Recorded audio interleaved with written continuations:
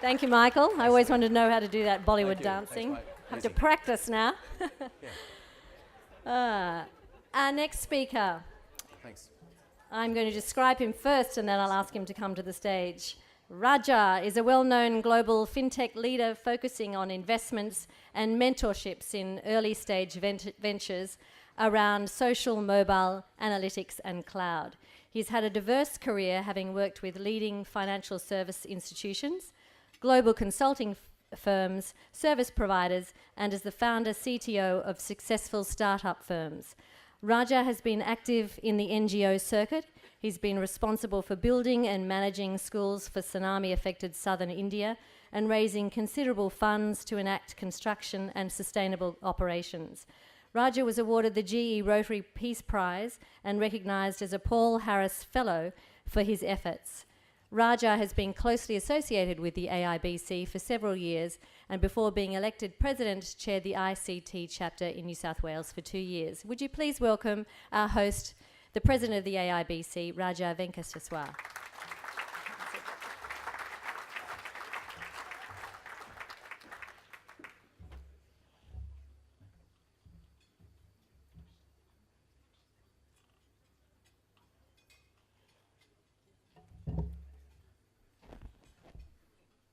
Thank you, Alex.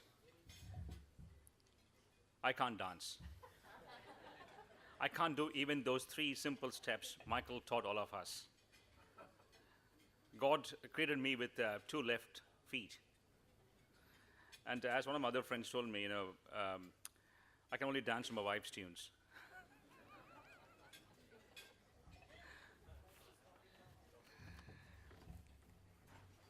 It's a long list of people I need to recognize, but before I start recognizing the people and start my monologue, I want to ensure that the doors are locked because you guys can't go in anywhere till I finish my speech. The Honorable Mike Baird, Premier NSW, Mr.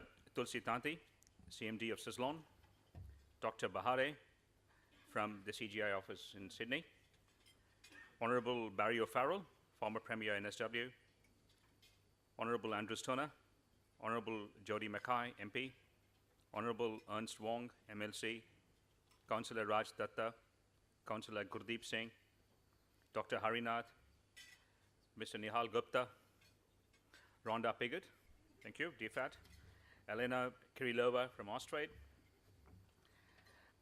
Shiba, of course, our AIBC National Chair, past chairs, Neville, Roj, and Dipen Rugani. Dipen, you need to shave.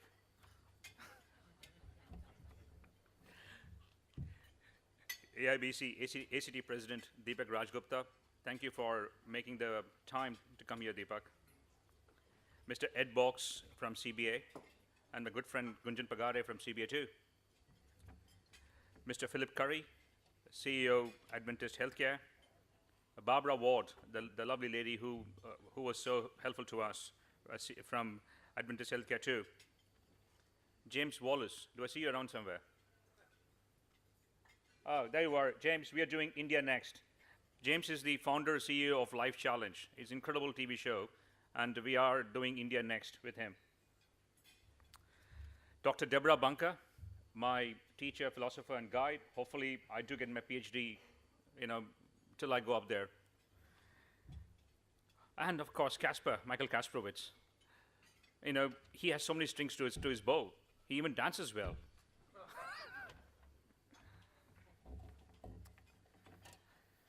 I hope the next few minutes of my monologue will keep you on the edge of your seats. And that's because hopefully it'll be interesting and not because you're finding the nerve to get up and walk away. Ladies and gentlemen, I'm sure I missed a few very distinguished people in this room. If I have, I do apologize. I can just put it down to old age, bad eyesight, and forgetfulness. Take your pick. I came to Sydney almost exactly a decade ago. I came here as an expat on a 457 visa. When I came here, I told my then CEO of the firm I was working for, I'm off for a couple of years. I'll be back shortly. It's a decade now. I came to Sydney thinking 2 years later I'm back. And when I came to this great country, the country with an incredible diversity, the land of opportunity, the land of innovation, full of right thinking, right acting people.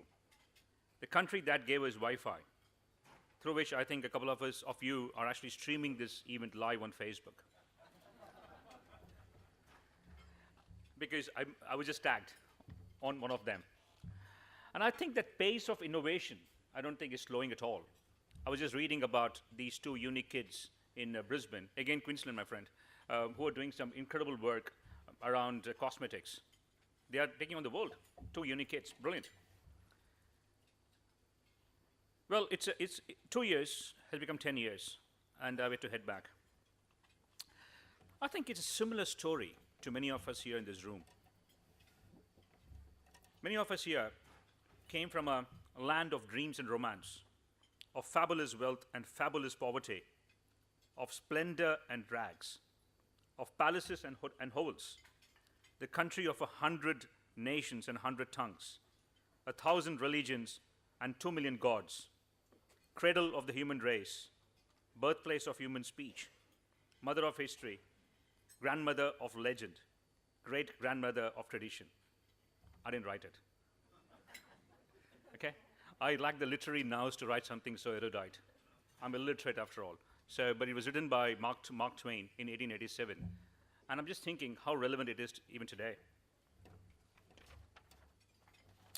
This is about 10, 12 years back. I was flying back from the States. I used to work in New York in those days. I was flying back with one of my old friends. And he told me on the flight to Delhi that, it's like sleeping in black and white.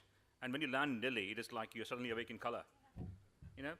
But then my friend Alan Hubbard, he's from Boston, a city of black and whites, especially in winters, not Sydney. We have Sydney. I don't think you friends from Queensland have Sydney. You're only Bris Vegas. Doesn't count. And the country under discussion is transforming. I don't know how many of you have ever seen an elephant wake up. Alex rode an elephant. I rode one when I was a boy. But I don't know how many of you have seen an elephant wake up. It's interesting, actually. If you haven't seen it, watch on YouTube. It kind of sleeps on its sides. It takes enormous leverage, uses its hind legs to slowly get up. It takes leverage, takes effort, it takes time. And India, I think, is in a very similar position. It's an elephant waking up as we speak. It just got its leverage from a very charismatic prime minister. And it seems ready to commence on a march that brooks no nonsense at all. It's a nation of 1.2 odd billion people. It's a vibrant democracy. It is the world's third largest economy by purchasing power parity, and it is now threatening to grow at unheard of rates. Depending upon whom you speak to, it grew between 7.4 and 7.8% last year.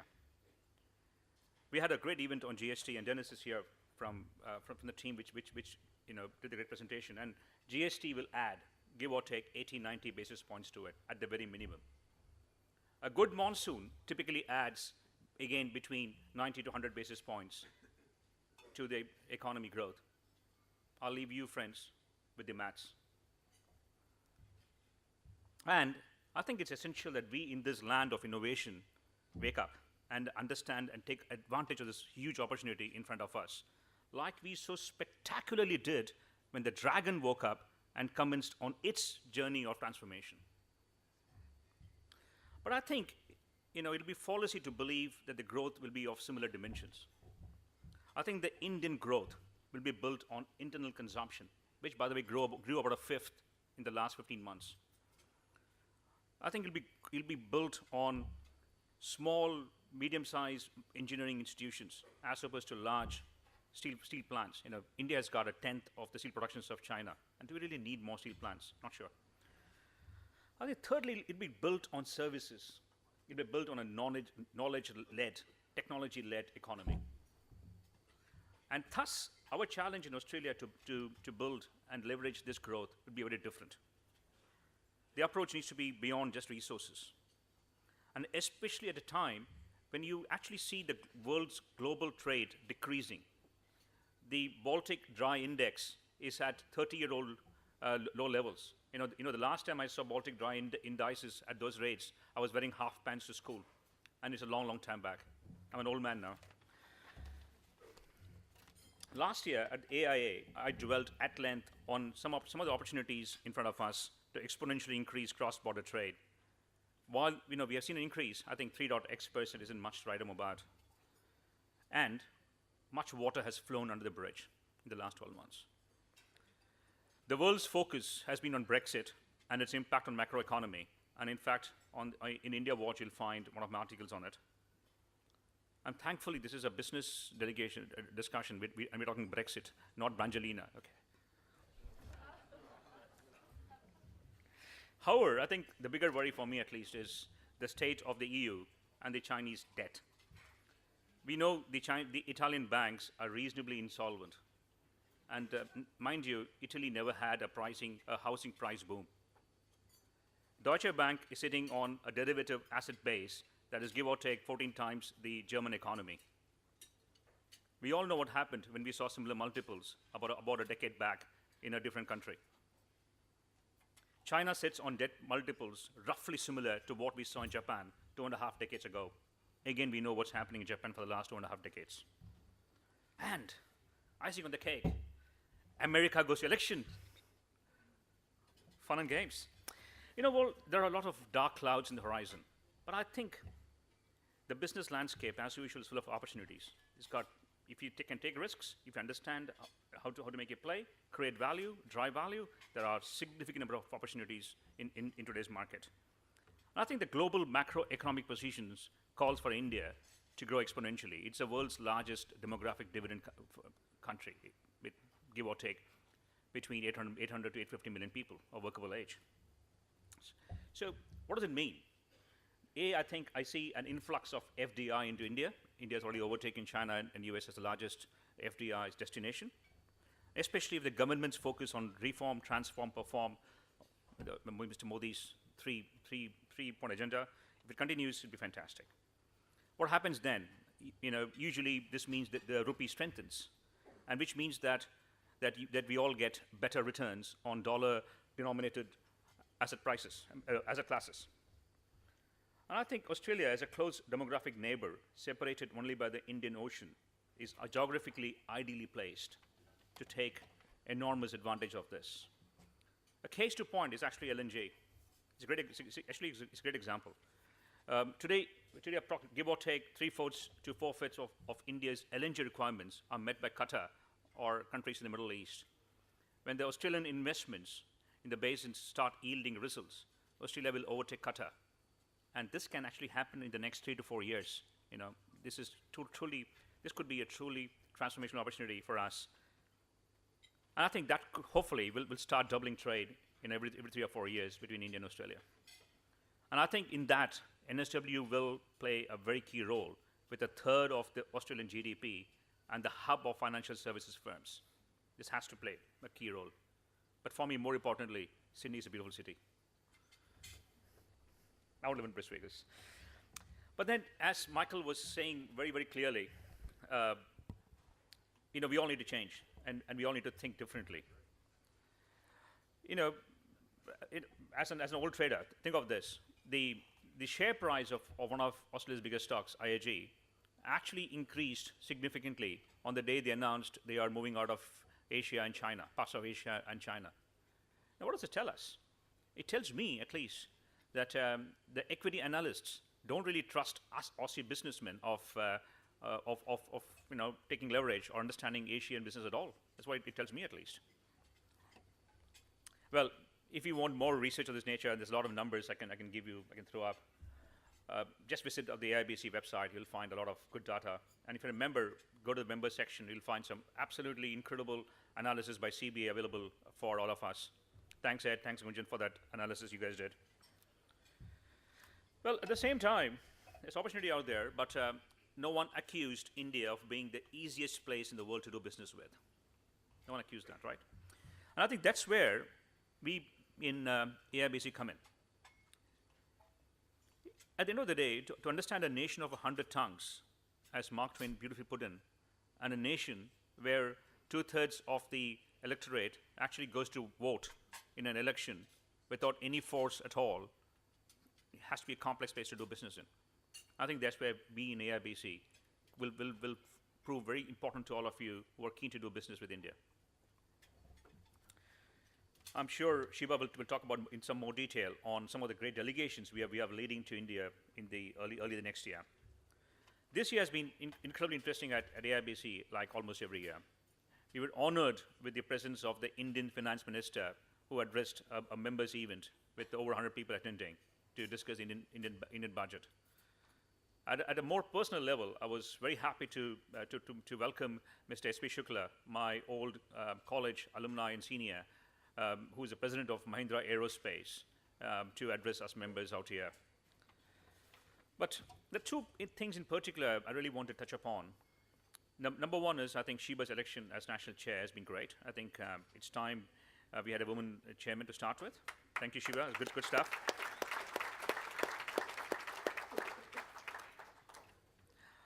But I think more than just being a woman or not a woman or diversity and stuff like that, I think no one likes or no one cares more about Indo-Western trade than she does, with the possible exception of Dipen Rugani, the former chair. You still need to shave. The second, I think, is my pet project. You know, the India Watch newsletter. I was just talking to Casper about it. I said, you better read it.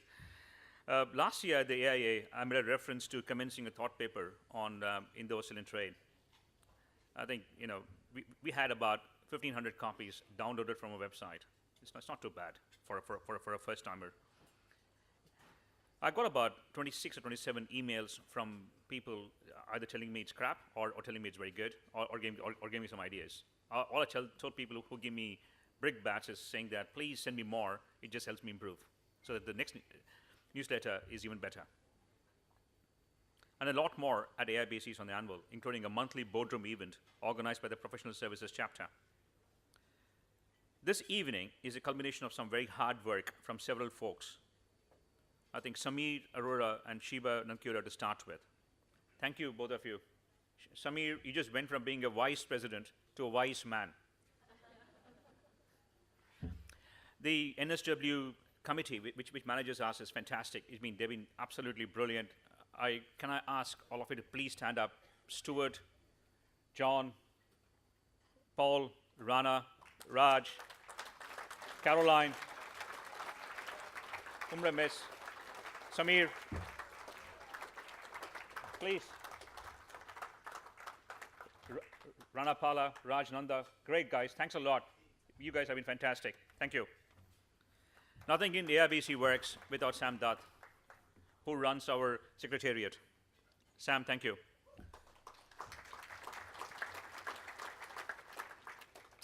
And for this event especially, I want to thank Naina Gill. Naina, she's been brilliant. Thank you. Thanks a lot, Naina. I also want to thank, and AIBC can't work. We are a member body. It's a volunteer-based organization. The only way for us to survive, thrive, and drive value for our members is with all the sponsorship and support we get from our companies and well-wishers. I especially want to thank CBA for being the national platinum sponsor for us. Ed and Gunjan, you have been great. Thank you, guys.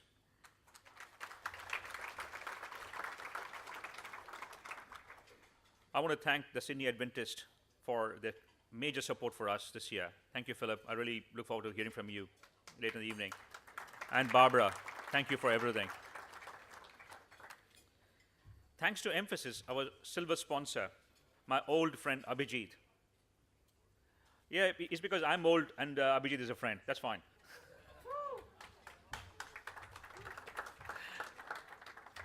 Especially after he has just agreed to write an epistle for my next newsletter. Good man, thank you. There are several corporate table sponsors whom I want to thank. Canara Bank, of course. We spoke about these people. I want to thank DFAT.